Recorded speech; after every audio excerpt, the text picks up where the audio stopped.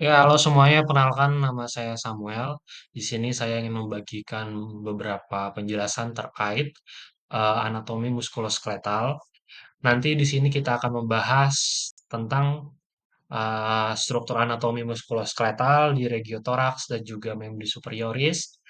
Ada juga struktur anatomi muskuloskeletal di regio abdominis, pelvis, perineum, dan membri inferioris. Dan juga nanti kita akan bahas vaskularisasi dan juga inervasinya. Nanti terbagi menjadi membahas otot atau muskulo dan juga ada membahas tulang serta membahas beberapa sendinya. Oke, sebelum kita masuk ke pembahasannya, kita perlu tahu dulu terkait fungsi sistem dari muskuloskeletal. Jadi, sistem muskuloskeletal itu berfungsi yang pertama itu adalah untuk mendukung dan melindungi tubuh dan organ-organnya, membentuk postur tubuh, melindungi organ-organ penting dalam tubuh, memungkinkan tubuh melakukan gerakan, serta memberikan bentuk dukungan, stabilitas, dan pergerakan pada tubuh. Ya, tulang dan juga otot-otot itu kan dia berada di bagian eksternal dari tubuh. Karena itu dia berfungsi untuk melindungi atau menutupi dari bagian-bagian yang rentan seperti bagian-bagian dalam, organ-organ vital dalam tubuh itu dilindungi oleh si sistem muskuloskeletal ini. Jadi itu fungsi utamanya dari sistem muskuloskeletal. Nah, sistem muskuloskeletal ini juga dibagi menjadi tiga. Seperti yang sudah disebutkan di awal tadi ada sistem skeletal atau tulang, ada sistem artikular atau sendi, dan juga sistem muskular. Sistem skeletal dia terbagi lagi jadi skeleton trunki, cingulum superior, skeleton extremitas superioris, cingulum inferius skeleton, extremitas inferiors, dan cranium. Sedangkan sistem artikular dia terbagi menjadi solid joint dan juga articulatio sinovialis. Untuk sistem muskular, dia terbagi menjadi otot serat lintang, otot polos, dan juga otot jantung. Oke, itu dia penjelasan awal terkait fungsi dan juga struktur dari sistem muskuloskeletal. Kita masuk ke regio yang pertama. Regio yang pertama itu adalah regio dari toraks atau di bagian dada. Nah, di regio toraks itu ada beberapa struktur utama. Yang pertama itu ada eh, terdapat 12 pasang rusuk atau tulang koste. Bisa ditunjuk kayak ini. Ya, ada 12 pasang tulang rusuk atau tulang koste. Dia ini dibagi-bagi menjadi ada rusuk sejati atau Costa Vera dari Costa 1 sampai ke Costa 7. Lalu ada rusuk palsu atau Costa Spuriae dari Costa 8 sampai ke Costa sebenarnya Costa 10, baru nanti Costa 11 12 itu adalah rusuk melayangnya. Nah, untuk fungsinya dari Costa ini, tulang rusuk ini adalah untuk melindungi jantung dan paru karena kan lokasinya juga ini bersisian atau berada di bagian eksternal dari jantung dan juga paru, serta membantu gerakan pernapasan saat mengembang dan mengempis. Selanjutnya ada tulang sternum. Tulang sternum atau tulang di sini. Nah, tulang sternum ini dia terbagi-bagi menjadi tiga. Ada bagian manubrium sterni. Di bagian atas ini itu merupakan tempat melekatnya klavikula dan juga tulang-tulang rusuk. Ini manubrium sterni. Lalu ada juga corpus sterni. Dia merupakan bagian badan dari sternum. Nah, dia antara manubrium dan juga korpus itu dibatasi dengan angulus sterni. Nah, lalu di bagian ujung bawah itu ada processus hypoideus. Dia seperti ujung pedang ini. Itu disebut dengan processus hypoideus, merupakan titik insersi otot diafragma. Untuk fungsinya dari sternum adalah untuk sama melindungi organ dada dan juga menjadi titik tumpu bagi beberapa otot pernapasan. Oke, untuk tulangnya sudah, mungkin kita bahas langsung ke otot-ototnya. Jadi di otot-otot toraks itu dia ada beberapa otot. Yang pertama ada musculus intercostalis externus. Dia berada di antara iga satu dan juga iga berikutnya. Dia origonya ada di tepi iga yang paling atas dan insersionya ada di tepi atas iga di bawahnya. Untuk fungsinya adalah untuk inspirasi, mengangkat iga dan juga memperbesar volume rongga toraks, serta membantu memperluas diameter antero-posterior dan lateral dada. Lalu di ini, di selanjutnya ada eh, musculus intercostalis internus. Musculus intercostalis internus, oke, musculus intercostalis internus, lokasinya tepat di bawah musculus intercostalis externus. Ada nggak di sini?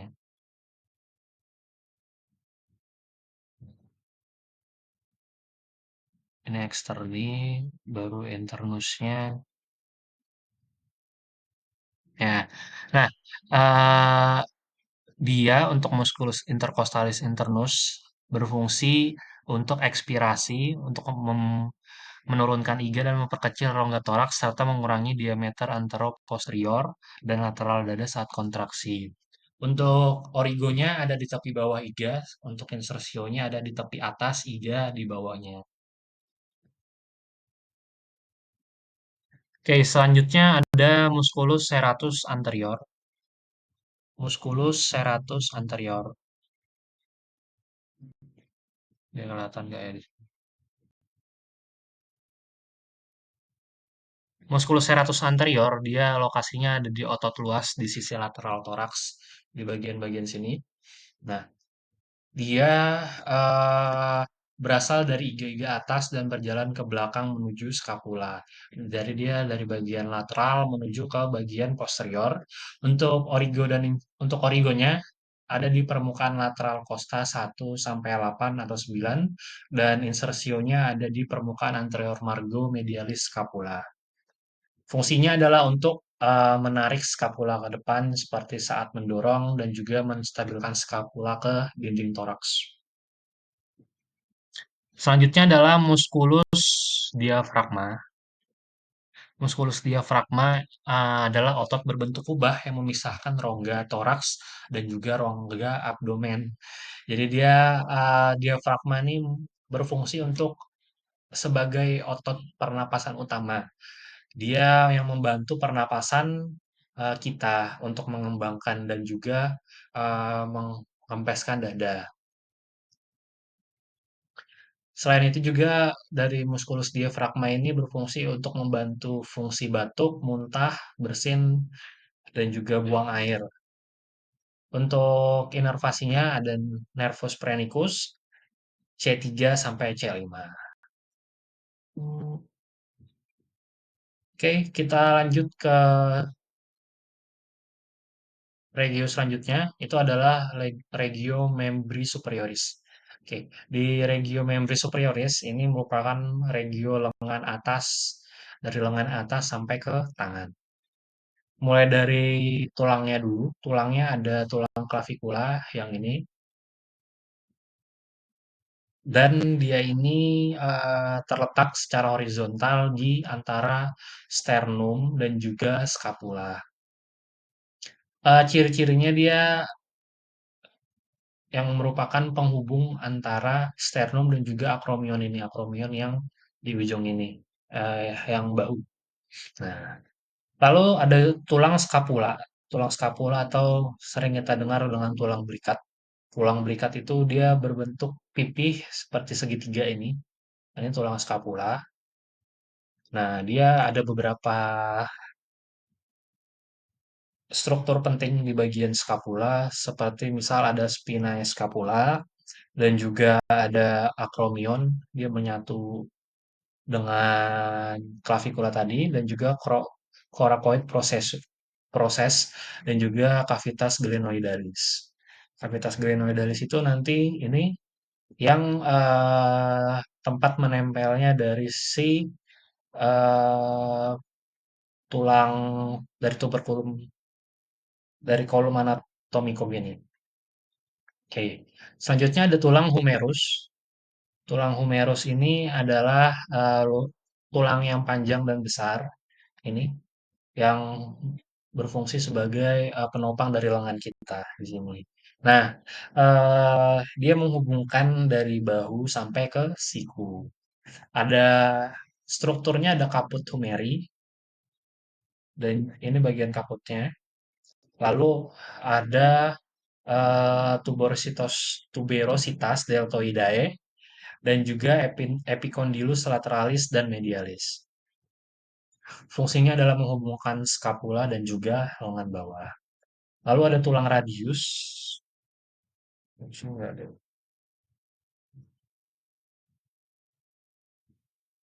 Tulang radius itu dia adalah tulang lengan bawah di sisi yang di sisi bagian lateral. Dia berarti yang di bagian sini sejajar dengan ibu jari. Nah, dia memiliki ciri khas kaput radi yang kecil dan juga bundar di bagian proksimal. Fungsinya itu bersamaan dengan ulna nanti membentuk sendi siku dan juga pergelangan. Nah, untuk tulang ulna dia itu tulang lengan bawah juga yang berarti sejajar dengan kelingking di bagian sisi medial. Di sini ada struktur seperti olecranon dan juga incisura trochlearis. Oke, lalu ada juga osa carpi. Osa carpi itu adalah tulang-tulang dari pergelangan tangan. Sini nggak ada ya. Ya, tulang-tulang dari pergelangan tangan di sini. Nah, dia terdiri dari 8 tulang kecil yang tersusun dalam dua baris. Ada, kalau di baris proksimalnya ada scapuloid, lunar, triquetrum, pisiform. Sedangkan di bagian distalnya ada trapezium, trapezoid, capitate, dan juga hamate. Untuk fungsi dari tulang pergelangan tangan tadi adalah memberikan fleksibilitas dan juga kestabilan pada pergelangan tangan dan membentuk sendi dengan radius dan metakarpal. Oke, selanjutnya ada osa metakarpi. Ini merupakan tulang-tulang telapak tangan di bagian sini. Nah, dia terdiri dari 5 tulang panjang yang diberi nomor 1 sampai 5. Fungsinya itu untuk menyambungkan karpal dengan falanges dan juga menjadi kerangka dari telapak tangan. Nah, sedangkan tulang phalanges sendiri itu merupakan tulang-tulang dari jari tangan. Dia totalnya ada 14 per tangan, terdiri dari pollex atau ibu jari, terus ada phalanges di bagian proksimal, medial, dan juga distal. Untuk otot-ototnya, di sini ada otot musculus deltoideus. Musculus deltoideus di sini adalah otot bahu. Dia menutup sendi bahu dan melekat di clavikula, acromion, dan spina scapula ke humerus. Dia fungsinya untuk abduksi lengan atau mengangkat lengan ke samping. Abduksi lengan. Nah, dia terbagi lagi untuk bagian anteriornya itu berfungsi untuk fleksi dan rotasi medial lengan, sedangkan bagian posteriornya ekstensi dan juga rotasi lateral lengan. Selanjutnya ada musculus bicep. Musculus bicep ini otot yang paling umum biasanya uh, dalam kehidupan sehari-hari. Ya, biasanya otot lengan di sini. Musculus bicep dia merupakan lengan di uh, bagian atas. Dia berfungsi untuk fleksi siku dan juga membengkokkan lengan. Dia juga berfungsi untuk supinasi lengan bawah, memutar telapak tangan ke atas. Selanjutnya ada musculus trapezius. Musculus trapezius ini dia lokasinya ada di punggung sebenarnya.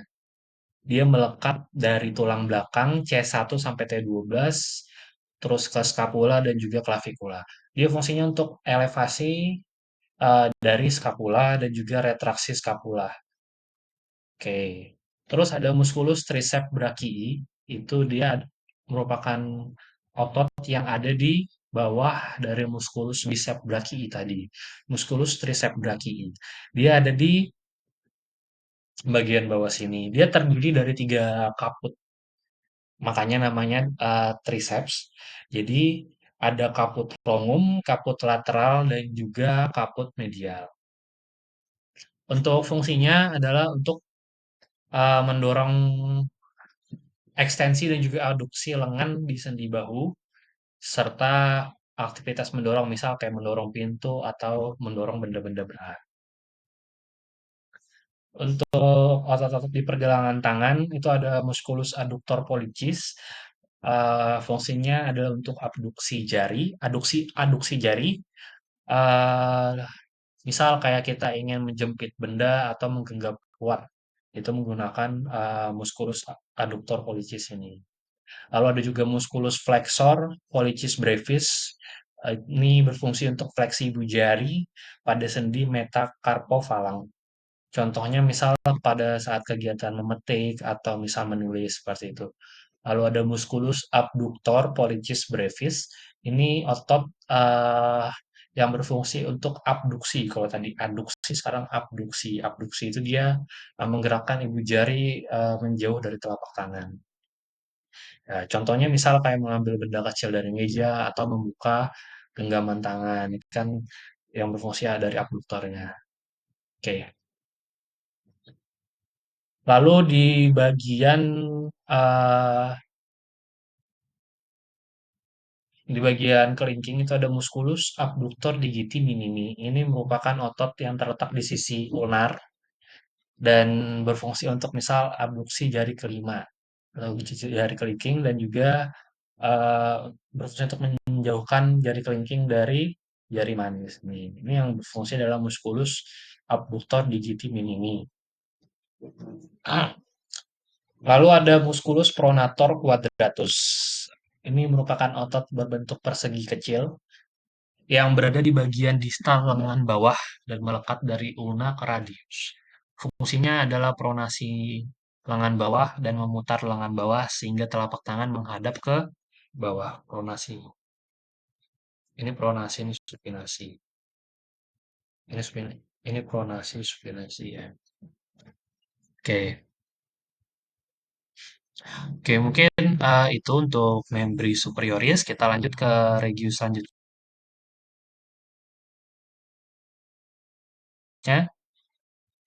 Oh, ini yang tadi ya. Nah, ini tadi yang dari tulang-tulang jari-jari tangan, ini pergelangan tangan, ya. Kita lanjut ke regio selanjutnya, itu adalah regio abdominis atau di regio perut. Nah, di regio perut ini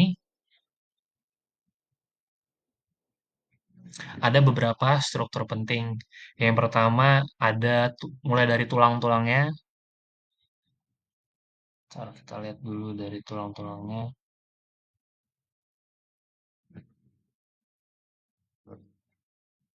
Ya, dari tulangnya itu ada vertebra lumbalis L1 sampai L5. Dia merupakan tulang belakang bagian lumbal yang terletak di posterior abdomen atau di bagian belakang perut. Nah, selanjutnya ada juga kosta ke-11 dan juga kosta ke-12 atau tulang rusuk melayang tadi yang sempat juga kita bahas di regio toraks atau regio dada. Lalu ada crista iliaca, itu merupakan dia di bagian sini. Nah, itu merupakan bagian atas tulang panggul yang menopang bagian bawah dinding abdomen. Dia merupakan tulang panggul yang bisa kita sebut tulang panggul. Nah, itu adalah crista iliaca. Lalu untuk otot-ototnya, yang pertama itu adalah musculus obliquus externus. Mus- Musculus obliquus externus abdominis. Nah, dia yang merupakan part keluar dari otot.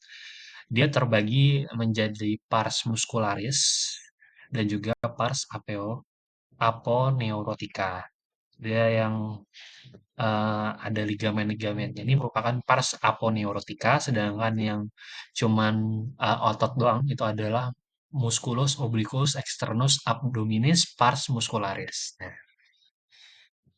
Nah, otot ini dia seratnya berjalan miring Ini bisa dilihat miring dari bagian dari atas lateral ke bawah medial di sini. Menuju ke sini, menuju ke bagian pusar sini. Nah, dia berfungsi dalam fleksi dan juga rotasi batang tubuh.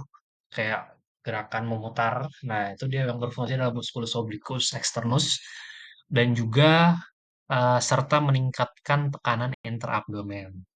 Selanjutnya ada juga musculus obliquus internus abdominis. Dia di bawahnya dari si musculus obliquus externus tadi. Nah, ini dia yang internus yang ini. Bagian sini musculus obliquus internus abdominis. Dia merupakan di lapisan bawah dari musculus obliquus externus tadi. Dia fungsinya mirip dengan externus dan bekerja sinergis. Jadi kayak bekerja sama antara externus dan juga internus ini untuk rotasi batang tubuh tadi. Selanjutnya adalah musculus transversus abdominis. Musculus transversus abdominis. Enggak ya,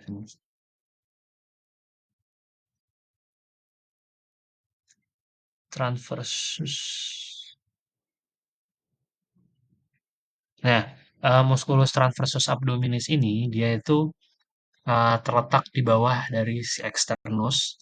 Maaf, merupakan lapisan terdalam dari otot lateral abdomen. Dia di bagian lateral dan juga merupakan lapisan terdalam. Dia ini seratnya melintang sama dan juga fungsi utamanya adalah untuk menstabilkan batang tubuh dan meningkatkan tekanan intraabdomen. Ada juga musculus rectus abdominis. Musculus rectus abdominis. Musculus rectus abdominis ini merupakan otot vertikal di garis perut yang biasanya membentuk six-pack. Jadi six-pack itu karena eh, merupakan bentukan dari si musculus rectus abdominis itu. Dia fungsinya sama, dia fungsinya untuk fleksi, fleksi batang tubuh. Jadi misal kita memfleksikan itu misal ke depan itu yang bekerja dalam di musculus rectus abdominis ini dan juga berfungsi juga untuk menjaga stabilitas postur. Makanya biasanya untuk melatih si rectus abdominis ini kan kita lakukan seperti sit up itu. Dia kan memfleksikan tubuh tuh supaya si musculus rectus abdominis ini berkontraksi dan juga bisa semakin jadi gitu. Lalu ada musculus pyramidalis. Musculus pyramidalis ini ada bisa ada, bisa tidak dalam seseorang. Dia merupakan otot kecil segitiga di bagian bawah linea alba. Ya, dia tidak selalu ditemukan pada semua orang. Oke, mungkin itu untuk regio abdominis. Selanjutnya kita masuk ke regio pelvis dan juga perineum. Di regio pelvis, tulang-tulang utamanya itu adalah os ilium, os ilium. Nah, os ilium ini dia berada di bagian atas dari tulang panggul dan dia bentuknya datar dan juga lebar serta tempat untuk melekatnya banyak otot abdomen dan juga gluteal atau otot bokong. Selanjutnya ada os ischium. Os ischium ini berada di bagian bawah belakang dari tulang panggul. Dia merupakan tempat eh, tempat kita biasanya kalau posisi duduk, ya tempat duduk ketika, nah misal duduk ini yang yang, yang menjadi tumpunya itu adalah si os ischium ini. Nah, dia merupakan tempat insersi otot paha belakang atau otot hamstring. Selanjutnya adalah os pubis. Os pubis ini berada di bagian depan bawah pelvis. Dia biasanya berada di dekat kemaluan. Dia berhubungan dengan os pubis sebelahnya melalui simfisis pubis. Dia penting untuk menjaga kestabilan dan juga perlindungan dari organ-organ panggul. Ada juga os sacrum dan juga os coccygeus. Dia berada di bagian akhir kolumna vertebralis dan berfungsi untuk memberi dukungan dan perlindungan terhadap struktur saraf dan juga berperan dalam struktur dasar pelvis. Untuk otot-ototnya di bagian pelvis ini, yang pertama ada musculus iliacus. Musculus iliacus terletak di fossa iliaca, di bagian dalam tulang panggul. Untuk origonya dia di fossa iliaca dan juga bagian anterior ala osis ilium. Untuk insersionya, dia bersatu dengan musculus psoas major dan melekat pada trochanter minor femur. Fungsinya untuk fleksi panggul dan juga mengangkat paha ke arah perut. Ya, untuk fleksi panggul ya. Selanjutnya ada musculus psoas major. Musculus psoas major ini adalah otot panjang di sisi tulang. Musculus psoas major. Mhm.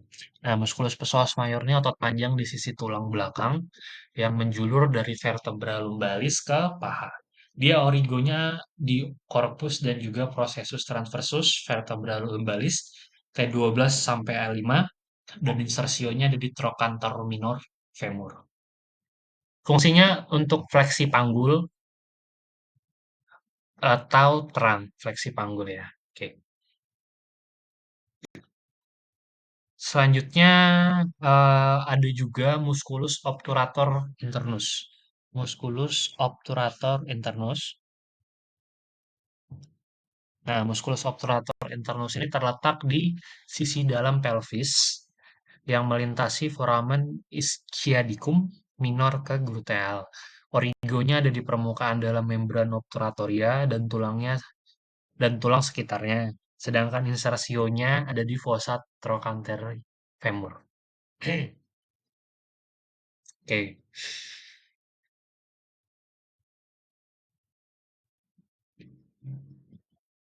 Selanjutnya kita menuju ke regio membri inferioris. Untuk regio membri inferioris eh, ini merupakan regio dari anggota gerak bawah yang terbagi menjadi beberapa bagian. Ada panggul atau hip, ada paha, ada lutut, betis, dan juga pergelangan kaki ya. Nah, kita bahas beberapa strukturnya mulai dari tulang-tulangnya. Yang pertama itu adalah os femur. Os femur ini merupakan tulang yang panjang dan juga besar. Dia itu merupakan eh, tulang paha. Iya, dia membentang dari sendi panggul hingga ke sendi lutut. Dia menghubungkan panggul dan juga lutut ya, seperti paha kita ya pada umumnya ya. Dia ada beberapa struktur di sini. Yang pertama itu adalah caput femoris, ini caput ossis femoris. Nah, dia bulat kepalanya yang dia nanti masuk ke acetabulum pelvis atau kayak ada oh ini acetabulum pelvis seperti ada lubang ini nanti itu untuk tempat melekatnya si uh, caput ossisnya ini baru nanti mereka akan membentuk sendi di situ ya. Lalu ada juga kolum femoris. Kolum artinya leher berarti itu merupakan struktur menyerupai leher dari si tulang femur ini. Nah, di bagian di sini ada kolum ossis femoris. Selanjutnya ada trochanter mayor dan juga trochanter minor. Yang bagian sini merupakan trochanter mayor, sedangkan yang bagian trochanter minor dia ada di bagian di sini yang lebih kecil.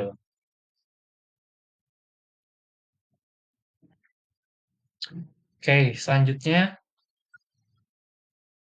untuk fungsinya, dia berfungsi menyokong berat badan saat berdiri dan juga misal saat kita berjalan, serta menjadi tumpuan utama otot-otot panggul dan juga otot paha. Oke, selanjutnya ada os patella atau tempurung lutut. Nah, ya, patelanya ini.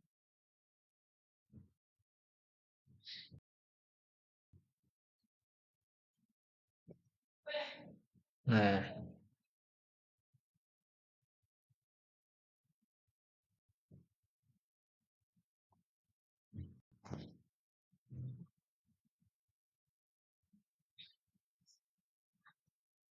Ya, untuk os patella ini dia merupakan tulang tempurung lutut yang dia berbentuk segitiga di depan sendi lutut.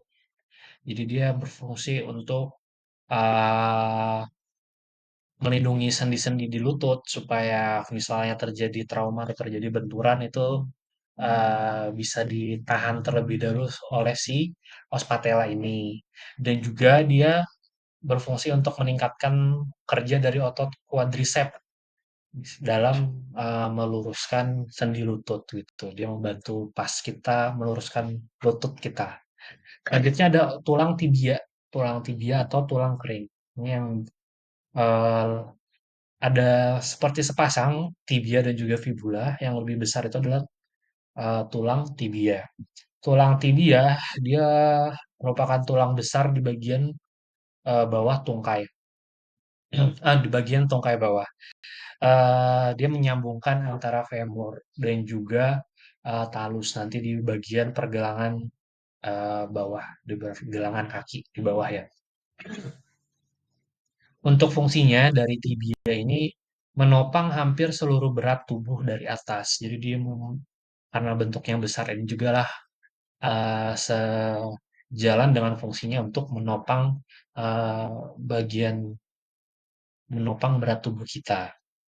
Dan juga menjadi tumpuan otot-otot betis dan juga otot-otot paha. Selanjutnya ada fibula. Fibula dia hampir sama fungsinya. eh, untuk membantu menopang juga dan juga dia menstabilkan dari pergelangan kaki. Dia membantu dari tibia ini untuk menstabilkan pergelangan kaki dan menjadi tempat melekatnya otot-otot betis. Ya. Selanjutnya adalah osa tarsi atau otak atau tulang-tulang pergelangan kaki. Nah, ini dia. Osa tarsi.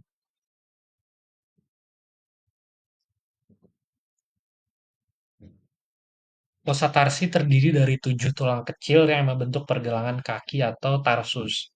Ada tulang-tulang tarsal, disebut juga tulang-tulang tarsal, itu terdiri dari talus yang menyambungkan dengan tibia dan fibula. Talus nih dia, yang paling bagian atas kalau di pergelangan kakinya. Dia menyambungkan di bagian tibia dan fibula tadi. Ada juga calcaneus untuk bagian tumit dan dia ini merupakan tulang pergelangan kaki yang paling besar dan juga paling kuat karena sebagai tumpuan tadi ya, sebagai tumit tadi. Terus ada naviculare, cuboid, cuneiform yang terbagi menjadi medial, intermediate, dan juga lateral. Fungsinya adalah untuk menyokong berat tubuh dan menyerap serta menyalurkan gaya pada saat kita misal berdiri, berjalan, dan juga berlari begitu. Selain itu, dari otot-otot tarsal ini atau osa tarsal, maaf dari tulang-tulang tarsi ini berfungsi juga untuk membentuk lengkung kaki bersama dengan ligamen dan juga otot. Selanjutnya ada os metatarsi. Os metatarsi itu merupakan tulang-tulang telapak kaki. Nah, ini dia. Dia merupakan tulang-tulang telapak kaki. Jumlahnya ada 5 tulang panjang yang diberi nomor 1 sampai 5 dari ibu jari ke kelingking. Jadi dari ibu jari itu 1 sampai ke kelingking nanti itu nomor 5. Fungsinya adalah menyambung tarsal dan juga falanges serta membentuk struktur telapak kaki. Berfungsi juga untuk mendukung gerakan fleksi, ekstensi, abduksi, dan juga aduksi pada jari-jari kaki. Ya. Selanjutnya ada tulang falanges. Tulang falanges itu tulang-tulang jari kaki di sini. Dia totalnya ada 14 tulang per kaki. Jadi dalam satu kaki ini ada 14 yang terdistribusi menjadi ada ibu jari kaki atau hallux itu terdiri lagi jadi dua phalanges, proksimal dan juga distal. Terus jari kaki 2 sampai jari kaki 5 itu masing-masing 3 phalanges ada phalanges Phalanges proksimal, phalanges tengah dan juga tengah atau medial dan juga phalanges distal. Fungsinya adalah untuk memungkinkan gerakan dari jari-jari kaki serta untuk menjaga keseimbangan. Dia berfungsi juga untuk membantu dorongan akhir saat berjalan. Oke, untuk tulang-tulang cukup. Mungkin kita lanjut ke bagian otot-otot dari regio membri inferioris. Sebentar. Nah, ya. Untuk otot-otot dari membri inferioris, dia terdiri dari beberapa ada otot panggul atau hip. Yang pertama itu musculus iliopsoas. Musculus iliopsoas. Musculus iliopsoas ini terdiri lagi menjadi musculus psoas mayor dan juga musculus iliacus. Nah, keduanya ini bergabung di insersi yang sama dan berfungsi sebagai fleksor utama sendi panggul. Origonya ada untuk musculus psoas mayor, di corpora dan juga processus transversus vertebra. T12 sampai E5, sedangkan musculus iliacus itu origonya ada di fossa iliaca di bagian dalam tulang ilium. Hmm. Untuk insersionya, trochanter minor femur untuk keduanya. Fungsinya dari musculus iliopsoas ini adalah untuk fleksi panggul, fleksi batang tubuh saat misal saat bangun dari posisi berbaring. Nah, itu yang berfungsi adalah dari salah satunya musculus iliopsoas ini dan juga membantu rotasi lateral paha ya.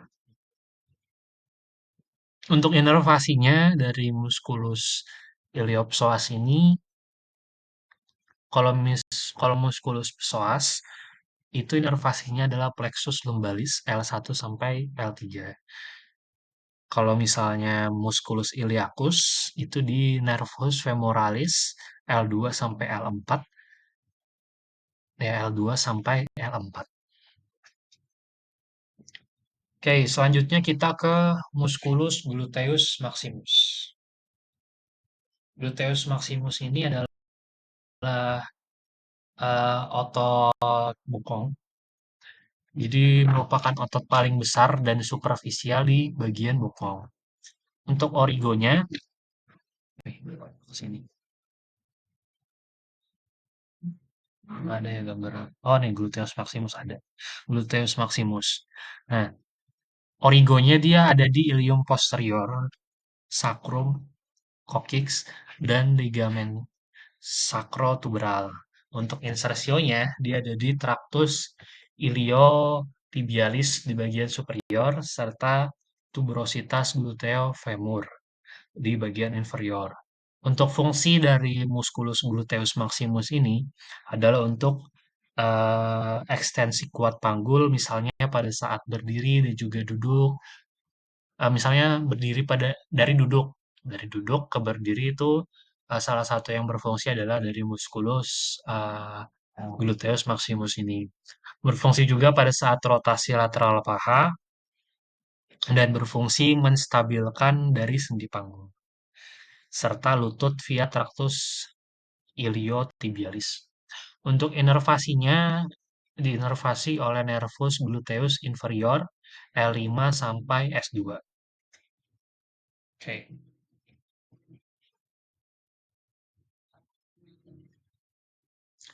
Selanjutnya adalah musculus gluteus medius. Musculus gluteus medius ini berlokasi di bawah musculus gluteus maximus tadi. Jadi setelah maximus lalu medius dan dia letaknya di lateral panggul di bagian lateralnya.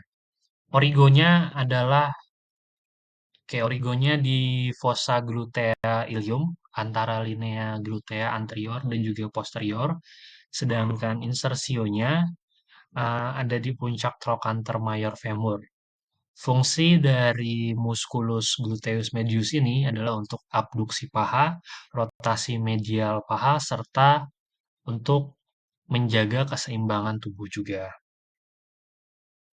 Khususnya menjaga keseimbangan pelvis, misal saat berdiri dengan satu kaki atau pada saat berjalan. Untuk inervasinya dari musculus gluteus medius ini adalah nervus gluteus superior L4 sampai S1. Selanjutnya tadi sudah maximus medius dan yang selanjutnya adalah musculus gluteus minimus. Nah, dia lokasinya lebih dalam lagi dan juga ukurannya memang lebih kecil dari gluteus medius. Untuk origonya dia di fossa glutea ilium antara linea glutea anterior dan juga inferior. Insersionya di trochanter major femur, dan fungsinya berfungsi untuk abduksi paha, rotasi medial paha, dan juga bersamaan nanti dengan gluteus medius untuk menstabilkan panggul pada saat berjalan. Ya. Untuk inervasinya, diinervasi oleh nervus gluteus superior L4 sampai S1. Selanjutnya adalah musculus tensor fascia lata. Musculus tensor fascia lata. Nah, dia lokasinya di bagian paha. Ya, musculus tensor fascia lata ini merupakan otot kecil yang memanjang di sisi lateral paha atas, di bagian paha atas, dan menyatu dengan tractus iliotibialis. Origo dari musculus ini berorigo di spina iliaca anterior, superior atau sias, sedangkan insersionya ada di tractus iliotibialis condylus lateralis tibia. Fungsi dari musculus tensor fascia lata ini adalah untuk menstabilkan lutut melalui ketegangan pada fascia lata. Berfungsi juga untuk fleksi, abduksi, dan rotasi medial paha, serta membantu menstabilkan pelvis pada saat berjalan. Untuk inervasi dari musculus tensor fascia lata ini, dia dinervasi oleh nervus gluteus superior L4 sampai S1. Ya. Selanjutnya adalah musculus piriformis. Musculus piriformis,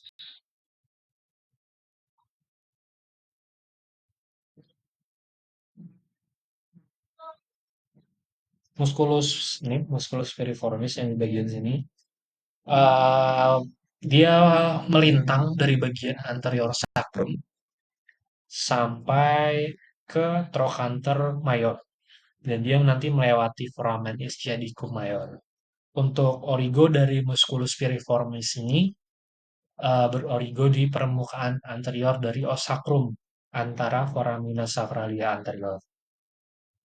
Sedangkan untuk insersionya ada di puncak trochanter mayor dari femur. Fungsi dari musculus piriformis berfungsi untuk rotasi lateral paha pada saat ekstensi, abduksi paha saat panggul dalam keadaan fleksi, dan juga menstabilkan sendi panggul. Untuk inervasinya ada dinervasi oleh nervus piriformis S1 sampai S2. Otot ini menjadi landmark penting dalam anatomi panggul karena nervus ischiadicus biasanya keluar dari panggul tepat di bawahnya.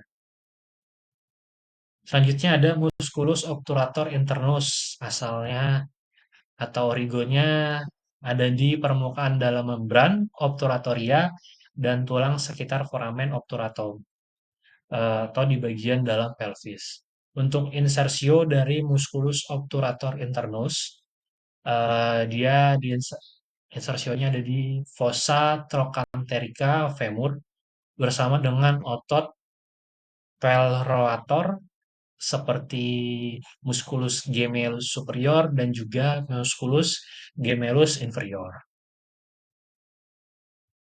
Dia diinervasi oleh nervus obturatorius internus dari plexus sacralis L5 sampai S2. Fungsi dari musculus obturator internus ini berfungsi untuk rotasi lateral atau eksternal paha pada sendi panggul dan juga untuk stabilisasi kepala femur di dalam acetabulum pada saat berdiri dan juga berjalan. Selain itu juga berfungsi untuk membantu abduksi ringan pada saat panggul dalam posisi fleksi. Otot ini dia melewati foramen ischiadicum minor dan membentuk struktur berbentuk siku saat menuju ke trochanter femur. Selanjutnya adalah musculus quadratus femoris. Oke, musculus quadratus femoris.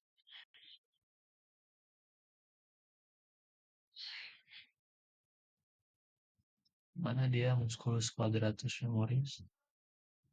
Sini satunya ya. Nah, ya, musculus quadratus femoris, origonya ada di tuber ischiadicum, bagian posterior bawah os ischium, dan di insersio oleh crista intertrochanterica. Crista intertrochanterica femur antara trochanter mayor dan juga trochanter minor. Dia dipersarafi oleh nervus quadratus femoris dari plexus sacralis L4 sampai S1. Fungsinya adalah untuk rotasi lateral eksternal paha, aduksi paha, dan juga menstabilkan sendi panggul. Otot ini juga berbentuk datar dan persegi. Dia terletak lebih inferior dibanding otot pelrotator yang lain, misal kayak musculus piriformis dan juga obturatus internus. Nah, dibandingkan keduanya ini nih, otot musculus quadratus femoris ini dia lebih inferior lah di bagian inferior. Dan kedua otot ini termasuk dalam kelompok pelrotator lateral, yaitu otot-otot panggul yang berperan penting dalam rotasi luar dan stabilisasi sendi panggul. Selanjutnya otot-otot di bagian anterior itu ada musculus quadriceps femoris. Musculus quadriceps femoris dia terdiri menjadi beberapa bagian lagi. Yang pertama ada musculus rectus femoris. Musculus rectus femoris origonya di sias dan selain ekstensor lutut juga fleksi panggul karena asalnya dari tulang ilium. Untuk musculus selanjutnya adalah musculus vastus lateralis. Asalnya di linea aspera sisi lateral. Fungsinya ekstensor kuat lutut bagian luar. Selanjutnya ada musculus vastus intermedius. Origonya di permukaan anterior femur dan berfungsi untuk dia terletak di bagian bawah rectus femoris dan bekerja dalam ekstensi lutut. Berfungsi untuk ekstensi lutut. Selanjutnya adalah musculus vastus medialis. Origonya di linea aspera, sisi medial, dan berfungsi penting dalam menjaga stabilitas patella dan mencegah dislokasi lateral. Fungsi utama dari otot-otot tadi itu adalah menegakkan lutut atau untuk ekstensi lutut pada saat berdiri, berjalan, dan juga melompat. Rectus femoris juga berfungsi pada saat mengangkat paha itu membantu fleksi panggul seperti saat menendang bola ke depan. Selanjutnya adalah musculus sartorius. Musculus sartorius, dia origonya ada di sias, insersionya di bagian medial tibia. Fungsinya adalah untuk fleksi, abduksi, dan juga rotasi lateral paha. Selain itu juga berfungsi untuk fleksi dari lutut. Otot ini memungkinkan gerakan seperti misal duduk bersila dan disebut sebagai otot terpanjang di tubuh manusia. Untuk otot-otot medial paha, yang pertama ada musculus adductor longus. Musculus adductor longus. Musculus adductor longus dia asalnya atau origonya ada di os pubis dan insersionya di linea aspera. Sedangkan untuk musculus adductor brevis dia asalnya di inferior ramus os pubis dan insersionya di linea aspera. Untuk adductor magnus ini merupakan merupakan otot terbesar dibandingkan dengan adductor longus dan juga brevis tadi. Makanya namanya adductor magnus. Nah, dia punya dua bagian, ada pars adductoria dan juga pars hamstring. Itu di bagian posterior. Untuk pars adductoria itu berfungsi untuk aduksi paha dan juga untuk pars hamstring itu berfungsi untuk ekstensi paha. Selanjutnya ada musculus gracilis. Musculus gracilis. Nah, musculus gracilis origonya di ramus inferior pubis dan insersionya di sisi medial tibia bersama dengan sartorius dan semitendinosus di pes anserinus. Fungsi dari musculus gracilis adalah untuk aduksi paha dan juga fleksi lutut dan sedikit rotasi medal. Selanjutnya adalah musculus pectineus. Musculus pectineus berorigo di pecten osis pubis. Pecten osis pubis dan berinsersio di linea pectinea femur. Musculus pectineus itu berfungsi untuk aduksi dan juga fleksi paha serta membantu sedikit pada rotasi medial, inervasi uh, pada rotasi medial. Untuk inervasi dari musculus pectineus diinervasi oleh nervus obturatorius atau bisa juga oleh nervus femoralis. Oke, selanjutnya di kompartemen posterior itu ada otot-otot seperti musculus bicep femoris, musculus bicep femoris. Jadi selain di uh, lengan, di paha itu juga ada musculus bicep, maaf di bagian kaki itu juga ada musculus bicep femoris. Nah, musculus bicep femoris dia terdiri dari dua kepala juga. Ada caput longum dan juga caput breve atau brevis. Caput longum dia berasal dari tuber ischiadicum, sedangkan caput brevis dia berasal dari linea aspera femur. Insersionya ada di kepala fibula. Dan fungsi dari musculus bicep femoris ini adalah untuk fleksi lutut, ekstensi panggul oleh kaput longum, rotasi lateral tungkai pada saat fleksi lutut. Selanjutnya ada musculus semitendinosus. Musculus semitendinosus origonya dari tuberculum ischiadicum dan insersionya di sisi medial tibia, bagian pes anserinus. Fungsi dari musculus semitendinosus ini adalah untuk fleksi lutut dan juga ekstensi panggul serta membantu rotasi medial tungkai pada saat fleksi.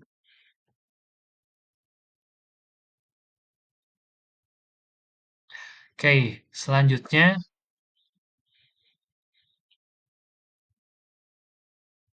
ada musculus semimembranosus. Musculus semimembranosus origonya ada di tuber ischiadicum dan insersionya di condylus medialis tibia.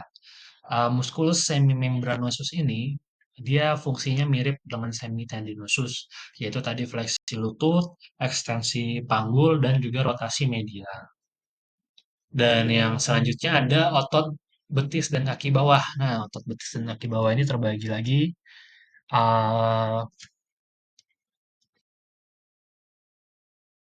ini otot betis dan kaki bawah terbagi lagi menjadi beberapa kompartemen. Yang pertama ada kompartemen anterior. Yang pertama ada musculus tibialis anterior. Dia berorigo di condylus lateralis tibia dan permukaan lateral tibia serta insersionya di basis os metatarsal dan os cuneiform medial. Fungsi dari tibialis anterior adalah untuk dorsofleksi kaki di pergelangan kaki serta inversi kaki dan menjaga stabilitas kaki pada saat berjalan atau berdiri. Inervasinya diinervasi oleh nervus fibularis profundus. L4 sampai L5. Selanjutnya adalah musculus extensor hallucis longus. Dia berasal dari permukaan anterior fibula bagian tengah dan membran introsea. Insersionya ada di basis palang distal ibu jari kaki atau hallux.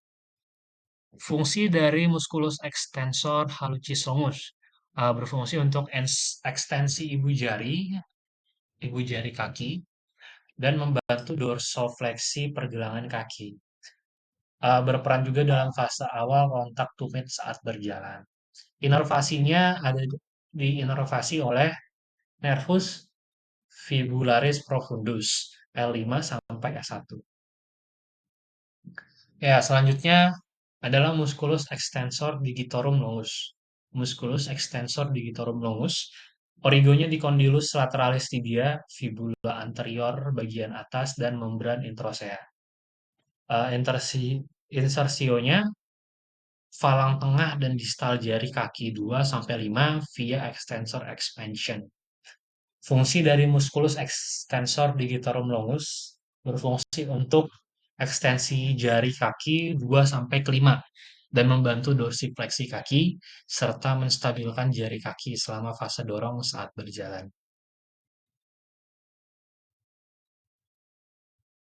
Inervasi dari musculus extensor digitorum longus, dia diinervasi oleh nervus fibularis profundus L5 sampai S1.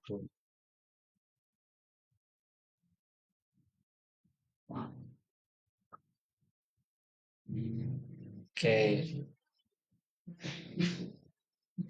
selanjutnya kita masuk ke vaskularisasi dan juga inervasi dari sistem muskuloskeletal. Sebelumnya mungkin sudah ada beberapa yang dibahas sedikit terkait vaskularisasi dan juga inervasinya. Mungkin kita bahas lebih lanjut lagi di bagian sini. Ya, untuk vaskularisasi dan juga inervasi terbagi juga dari berbagai regio, mulai dari regio toraks.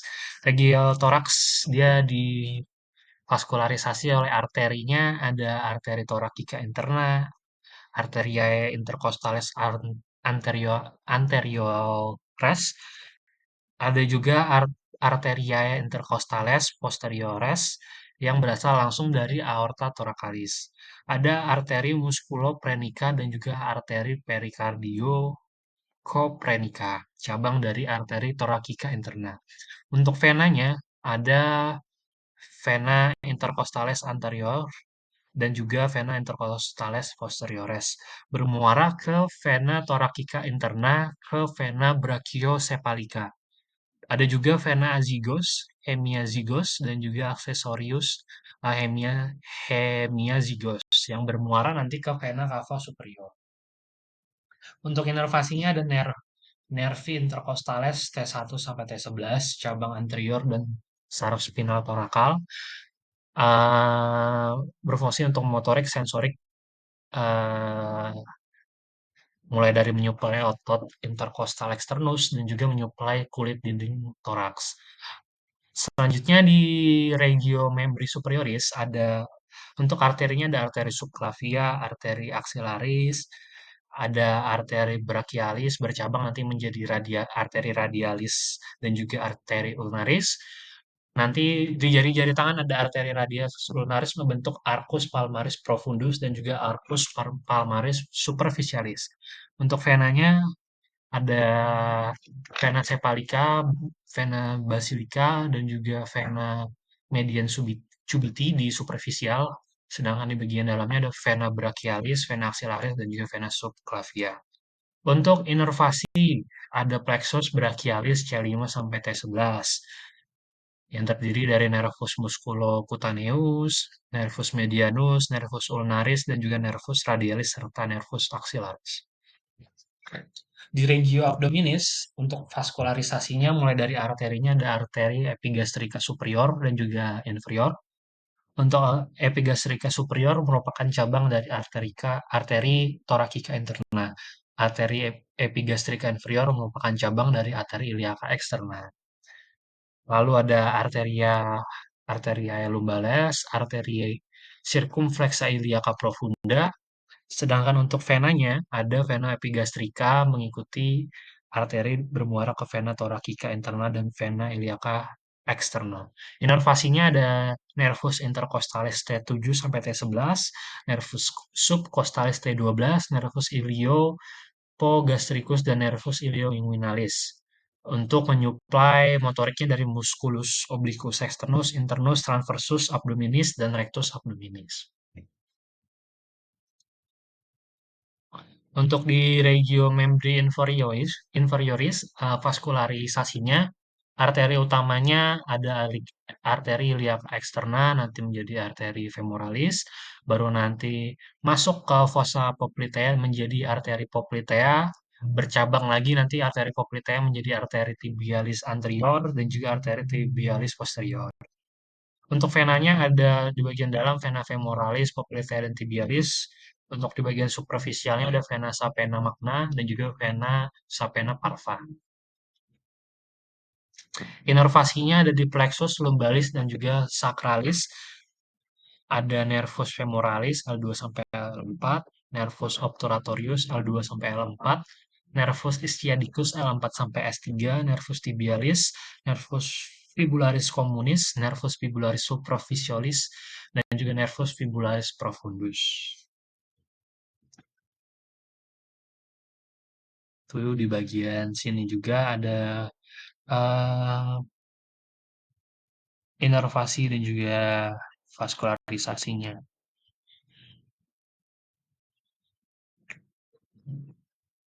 Oke, mungkin sekian dari saya, sedikit yang bisa saya sampaikan terkait sistem muskuloskeletal, mulai tadi dari struktur eh, skeletalnya, muskulonya, dan juga sampai ke inervasinya. Mohon maaf apabila masih ada kekurangan dan juga ada salah penyampaian. Semoga apa yang saya sampaikan bisa bermanfaat. Sekian dari saya, terima kasih.